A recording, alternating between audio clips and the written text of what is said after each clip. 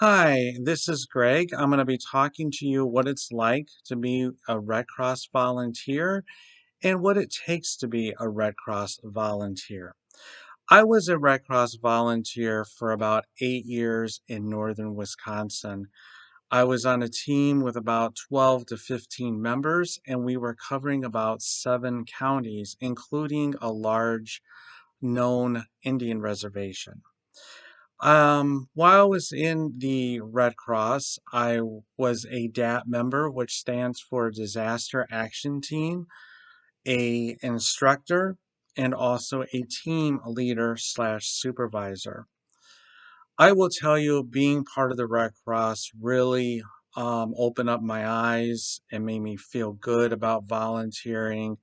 And most importantly, the best thing out of it is helping people and being out there, especially when disasters strike, and you're just giving all you can to get people up and running again and helping them out from the lowest part of their life. I cannot imagine anything outside the Red Cross that is really rewarding. So if you do have an opportunity, I would definitely go out and volunteer with the Red Cross or at least look into it. If you don't want to get involved with disasters, there's other things you can get involved in, like armed forces, health and safety, which deals with first aid, CPR, PET, and lifeguarding instructor. And also, you can get involved with the blood services dealing with blood drives. But I'm mainly going to focus on being a disaster action team member. When you become a disaster action team member, you're at the local level, and that's usually where you start out. You can move up to a national level and just go national, or you can stay local, or you can even do both. I personally just stayed local. I wanted to get all my training before I moved up to a national level, and I wasn't really ready for it yet because it's a big commitment, but it's very rewarding. Unfortunately, I left the Red Cross to go into other things that I'm part of disaster management or emergency management. So I kind of went on to other things, getting my education, getting other trainings, and volunteer with other organizations that deal with disasters.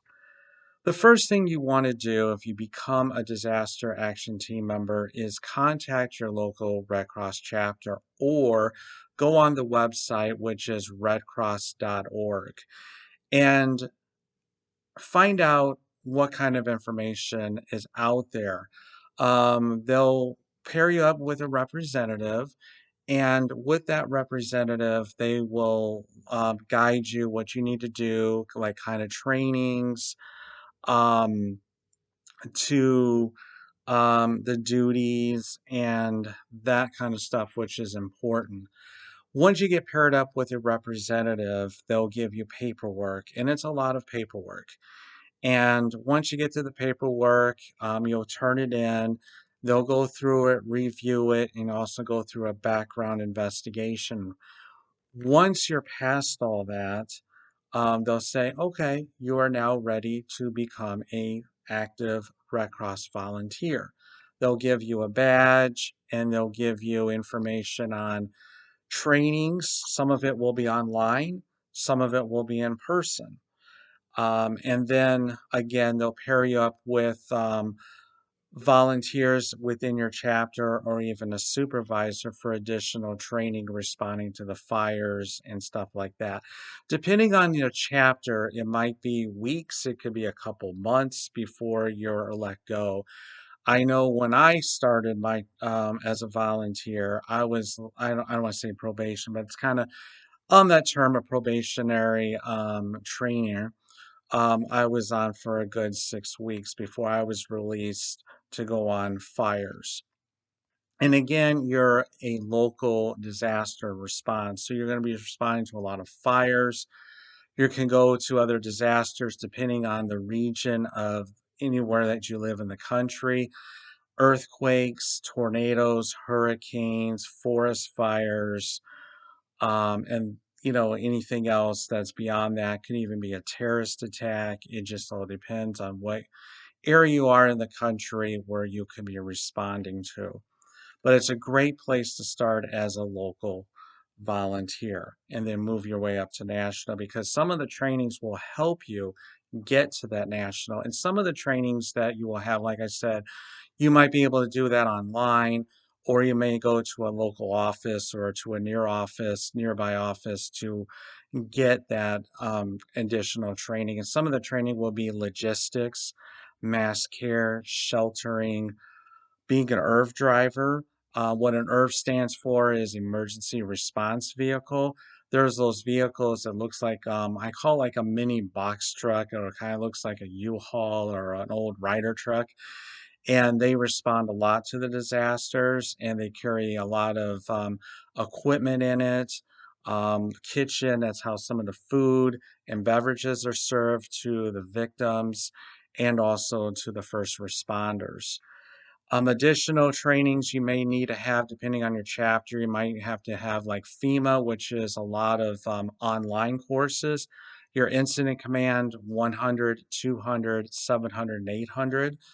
If you move up the ladder, they may additional courses may tell you to take a 300, 400 course.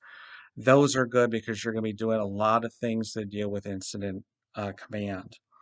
So a lot of the training is great. Like I said, some of it may not be that much around local, but once you go to the national level, it's very, very helpful. So again, the more training, the better you can be. You can move up the ladder to be an instructor like I was, where you're instructing incoming new volunteers all the way up to becoming a team leader like I was, and I was in charge of a team of 12 to 15 people. And you may be in charge of some team or be in a supervisor position going to a national disaster. So again, the training is very, very important. But like I said, it's very, very rewarding to be a volunteer. And what's nice is you can stay as long as you want. If you want to keep going local, that's fine. If like you want to go national, that's fine. Or both, like I said before, that's even better. It's great for retirees. It's great for people that might have some extra time on their hands. It's great for students that want to get into emergency management. That way it gets you in the door, and you can, depending on your volunteer where you go to become an intern, become an employee with the Red Cross. So again, it's really, really good to get your feet wet within the Red Cross. Most of my response that I did in northern Wisconsin was chimney fires because, again, depending on the region area that you live in, some areas you may be, very busy, like in the spring. If you're in the Midwest because of tornadoes, up north, it's more of the winter because of the chimney fires. Down south, you might get busy just in the fall, into the summer to the fall because of the hurricanes. So again, it depends on where you are living as how active you will be as a volunteer. Um, Another thing I want to talk about being a Red Cross volunteer is, again, look at other sectors. If you don't want to be in disaster, like I said before, you can become a health and safety, doing CPR and first aid instructor, or get involved with the armed forces, or even the blood drive. Some people, start out disaster, it's not where they want to go, and they go back to those areas and they find that's beneficial. I actually had volunteers from my team that did that. They kind of got burned out and they went on to other sectors of the Red Cross. And then some people did more than one. So it just all depends on what you want to do within the Red Cross. Um, One of the things I really enjoyed is going out and responding and helping people. And probably the best thing I will never ever forget is when our team responded to a Indian reservation, because you don't hear that very often. Red Cross going to a Indian reservation. And we actually went up there twice in about a month or two apart.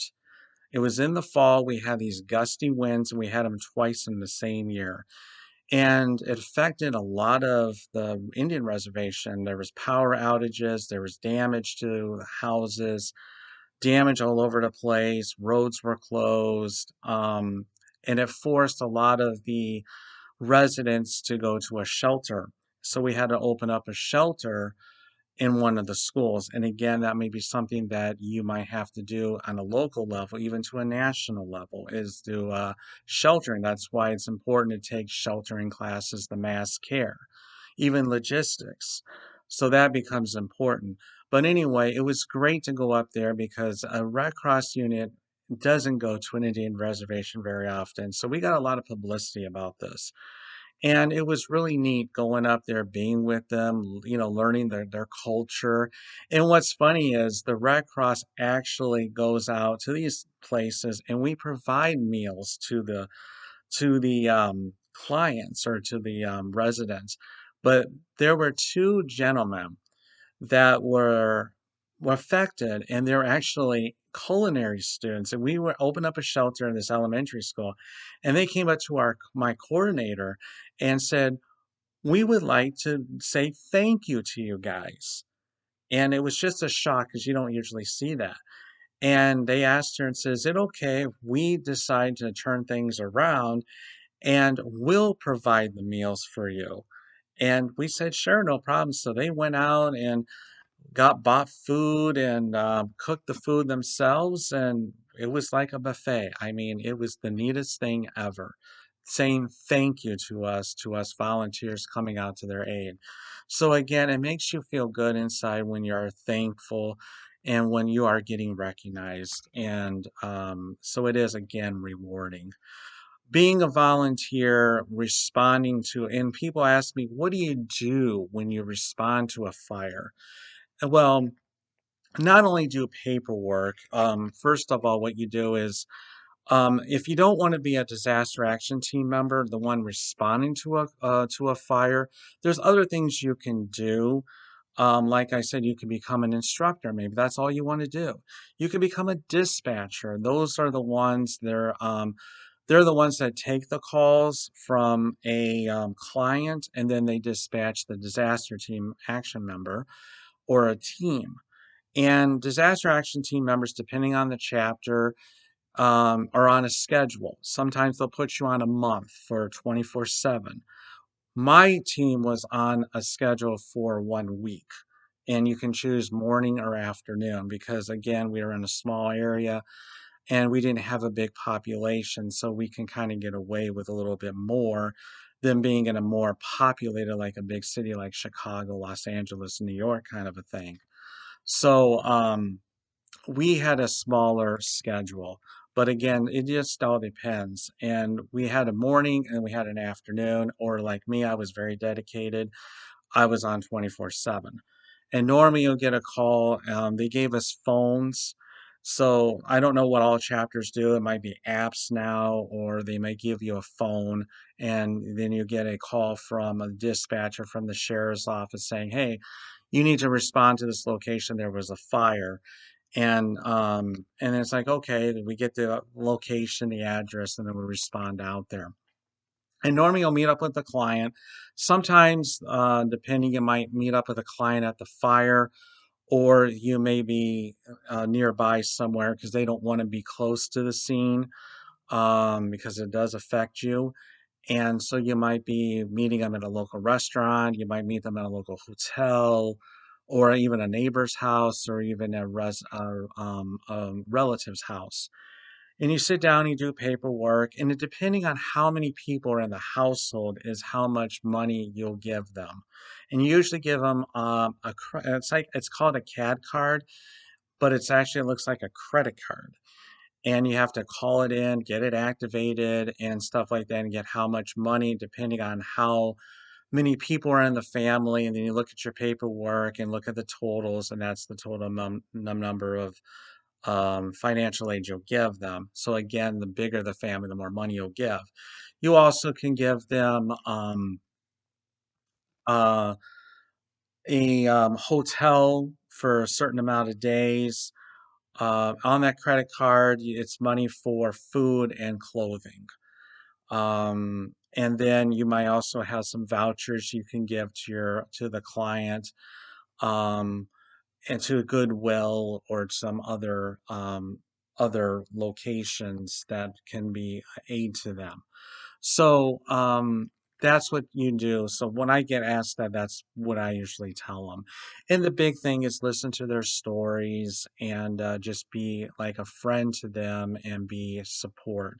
Sometimes, depending on the situation or the call, you might be there for an hour or two. You might be there all day. It depends on the situation, how it affected them, if there was a death. Luckily, I didn't have to deal with a death. The only death thing I was connected with, I had a family that had a fire in part of their house. It wasn't damaged 100%, it was minor damage. And they lost their pets, and you can see the outline of where the pets were laying on the floor. But my coordinator and one of our volunteers actually responded, and they had a death of a teenage girl that unfortunately she ran right back in the fire and just never came back out. So there's going to be times where you're going to end up with death, animals to even people. And again, being a volunteer, we have to be careful. We have to take care of ourselves. And another course that we usually take is psychological first aid that will help you with that.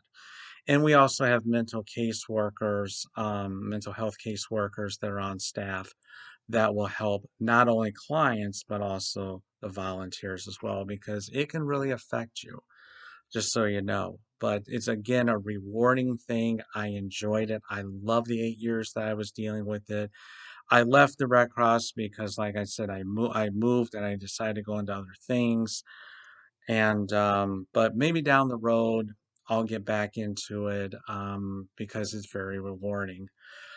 And if you decide to go national, I don't know much about national, so if you want to know what it's like being national, talk to your Red Cross, talk to volunteers that might be out there doing community work or even working at these disasters, and say, hey, what's it like being a Red Cross on a national level? What does it take? And they can provide that more information than I can. All I know is you're deployed for about 2 weeks, and you don't have to worry about paying for anything. A lot of it's going to be reimbursed. Some chapters may give you, like, again, a CAT card type of thing, a credit card to put your finances on. So, again, it just all depends on the chapter. So, I hope this gives you a little bit of an idea what being a Red Cross volunteer is and some of the things that you might be responding to from a local. And again, it could be a fire, it can be a forest fire, it can be an earthquake, a tornado, a hurricane, even flooding. And there's other duties, again, like I said, that you can do. You can be on a logistics, you can be on mass care, you can be dealing with sheltering. We got disaster assessments, being an IRV driver if you just don't want to. You want to do a little bit more than respond to a local fire or just do something different, you can get into that. But again, talk to your Red Cross office. They can give you more information, or go to the redcross.org and find the information out there. So again, I hope this was very helpful. I hope, any of you become a volunteer. This gives you an idea what it's like, what it takes. And again, maybe one day you'll be out there with the disasters and I might see you out there. So again, take care of yourself, and I hope this was very helpful.